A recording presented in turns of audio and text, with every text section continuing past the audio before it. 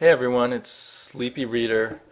I've got a short bit of comic book history out of my comic book collection that I thought was interesting. I've been poking around in my comic book collection a lot since I started watching a lot of other people's comic book videos on YouTube.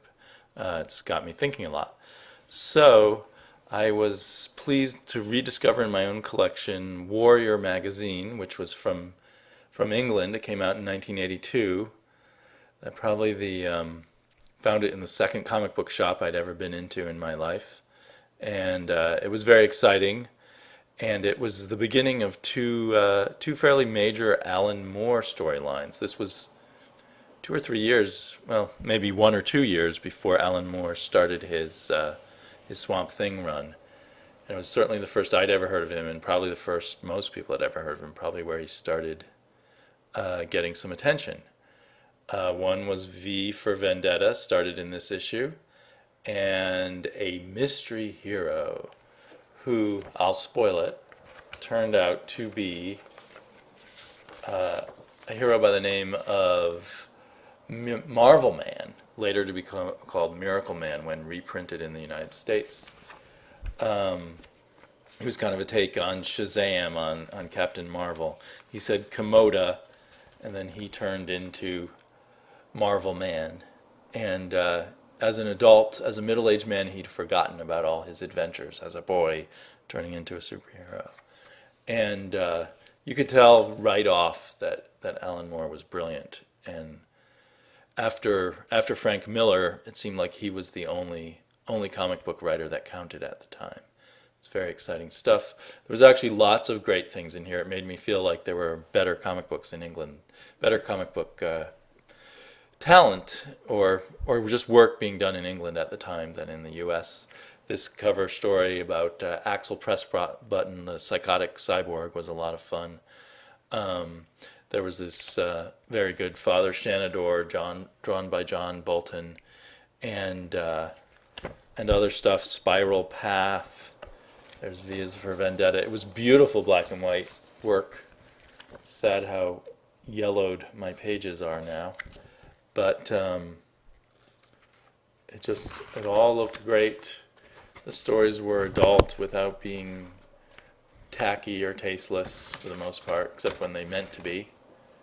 So that's issue number 1.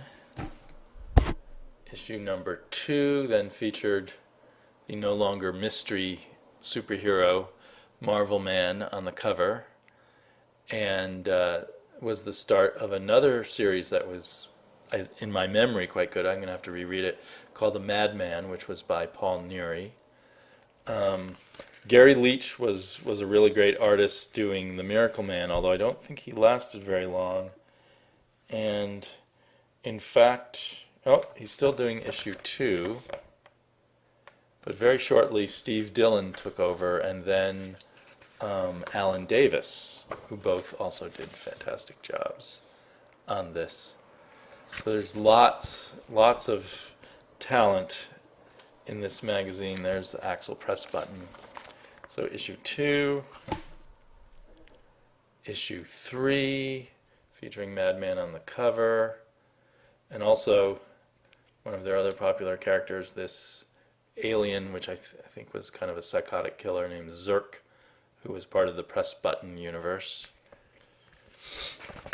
It was always exciting to find something different at the comic book store. There's issue number 4, which was also called the Summer Special.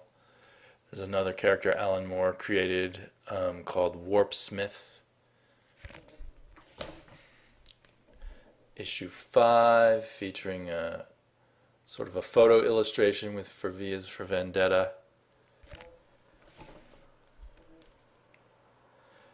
Definitely, this is definitely one of the things that just kept me reading comics at a time when I was starting to feel like maybe I should be too old for comics. But it was just too good. Issue 7, Miracle Man, or Marvel Man on both sides. I'm wondering now if one can get trades of all the Miracle Men in color, or whether they're still tangled up in legal issues and you can't get them.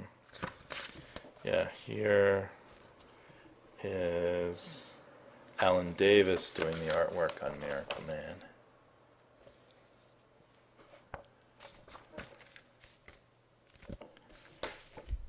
Number 8 with a great cover by John Bolton. And the last issue I ever found, number 9. I don't know if, I can't remember anymore if it was some period where I ran out of money, or I think probably my comic book shop, which was the only one in the town I lived in, and comic book shops weren't that common in 1982, if they stopped carrying it. So anyway, I think it's a great piece of comic book history. Hope you enjoyed seeing it.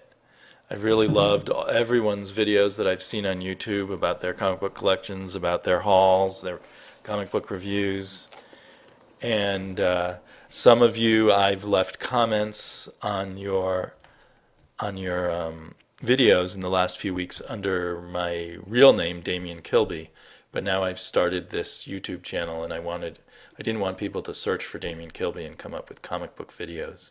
So, especially if someday I'm looking for a job and this is the first thing that pops up. So I'm doing this under the name Sleepy Reader. But I'm Damian. Talk to you soon.